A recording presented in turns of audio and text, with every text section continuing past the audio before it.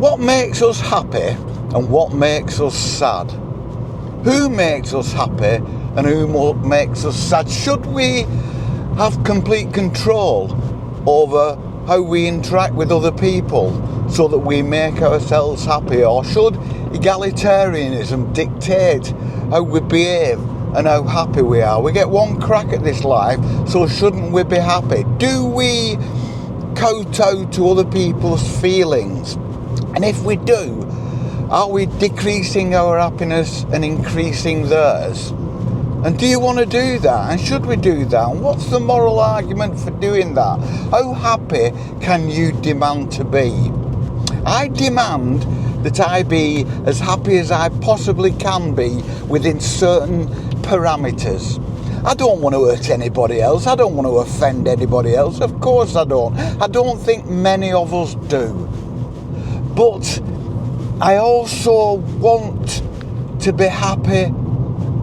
I don't want my unhappy moments to be caused because I am oppressing my feelings to make someone else happy. I want my unhappy moments to be organic, to be because of things that are happening to me, to my family, to people I love, to people I care for, to my world around me, without impacting on anyone else at all. Nobody else has got anything to do with it, but I would not go out of my way to upset or harm anyone. I think most of us are like that.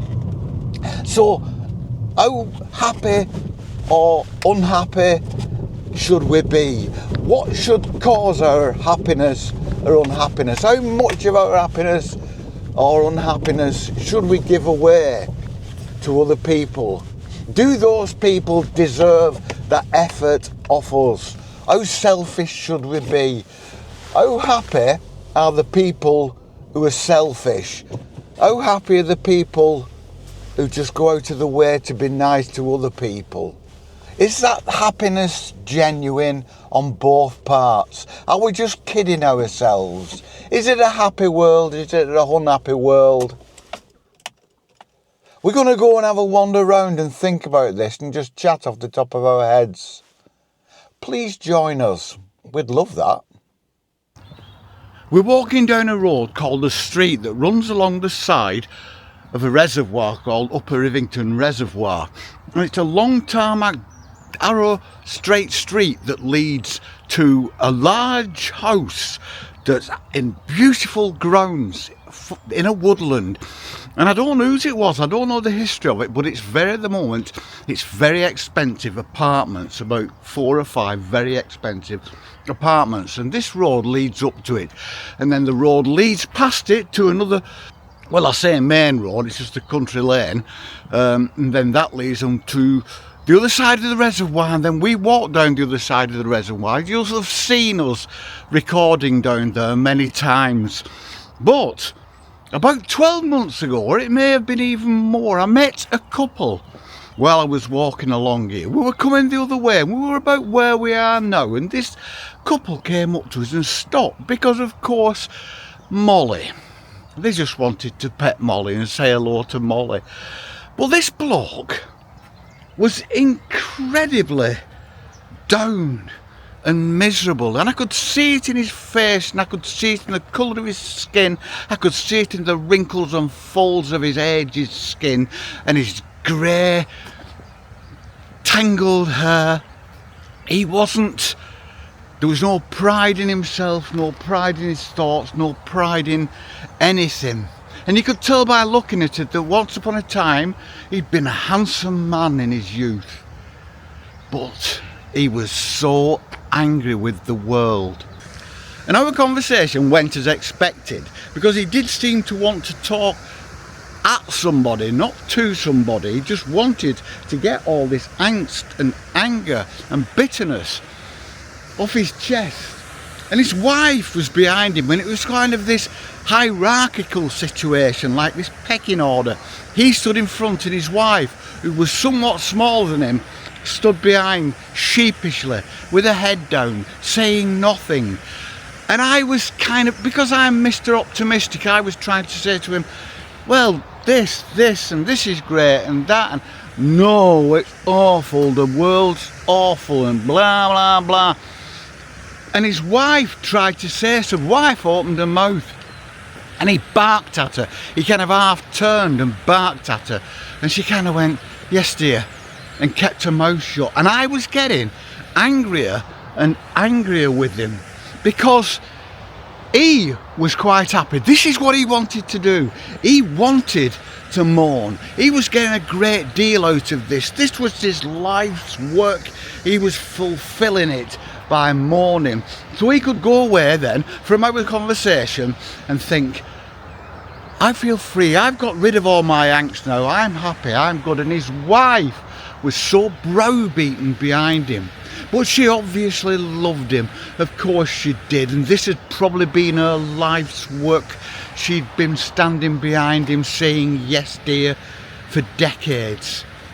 Well, he just got everything off his chest, so that he was feeling like he'd been blown through by warm air, and she was feeling like she'd gone 3 rounds with Mike Tyson. And this didn't just go on for a minute or so. This went on for like 10 minutes, quarter of an hour. And I got the impression over this time that this is how their life worked, because it seemed so natural for both of them.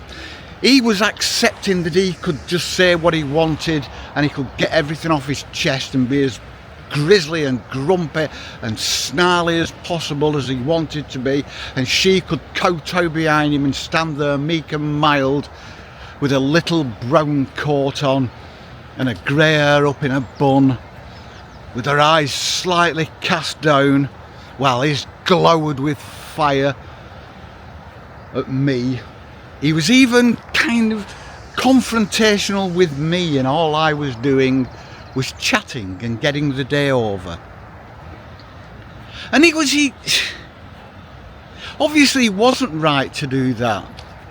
But why wasn't he right to do that? Well, of course, because we don't want to make anybody miserable. We don't want to make people unhappy. We want to interact with people so we all have a great time, and we all have a great life, and we all have a great interaction. But her life had gone on. When did they get married? He was probably 75, 80. She was probably about the same.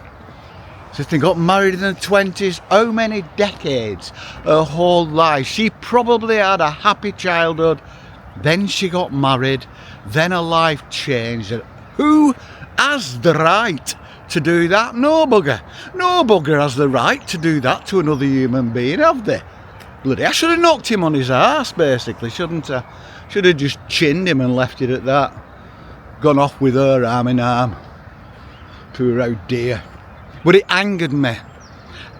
Has anybody got the right to do that? Because people are like that, aren't they, with each other? People are like that, especially in couples, and they never check. Nobody ever says anything, because they're couples and it's private and it's their business. Well, really, it's one of their people's business, and the other people falls in line like a lapdog.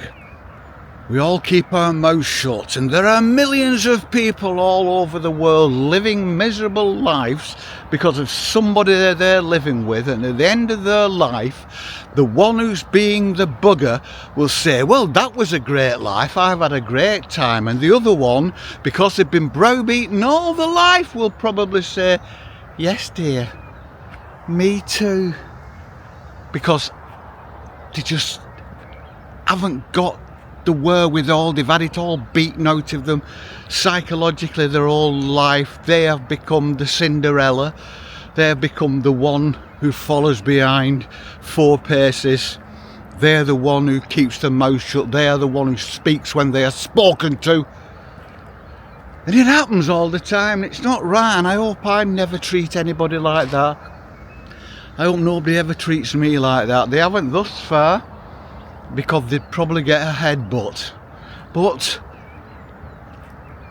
they're out there, and I come across them. Angry people. Angry person on your own, you fill your boots. You be what you want to be. Angry person making somebody else miserable. It's not on. It is not on, I tell you. And they're probably still out here out here and places round here, walking along, grizzling at people every single day, because I only saw them once, so I only experienced it once, and it was disagreeable. So what must it be like on a daily basis? It must be torture. It must be like being in a psychological prison. And some people get used to it, and some people put up with it because they have to, because there's no other choice, and it becomes the norm, so that's their life. And at the end of that life, they probably tell themselves that it's been a decent enough life. It's been a decent enough life. It's been all... Can't complain, but you should have complained. Because nobody has the right to do that to another person. We all have to interact as well as we can, as nicely as we can, as friendly as we can. Give each other smiles and handshakes and waves and small gifts, even though that gift may just be a bit of nice conversation, a greeting, a well wish. Are you okay? Have a great day. Have a great life.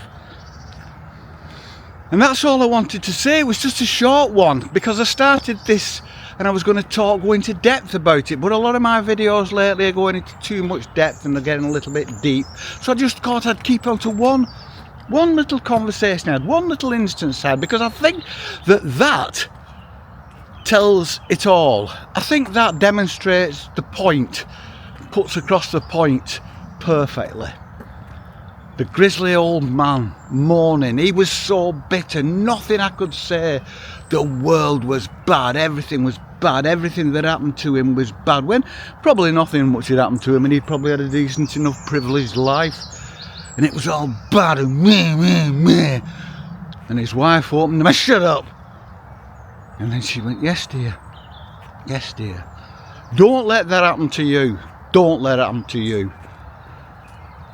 In worst case scenarios, walk away from that if you have to.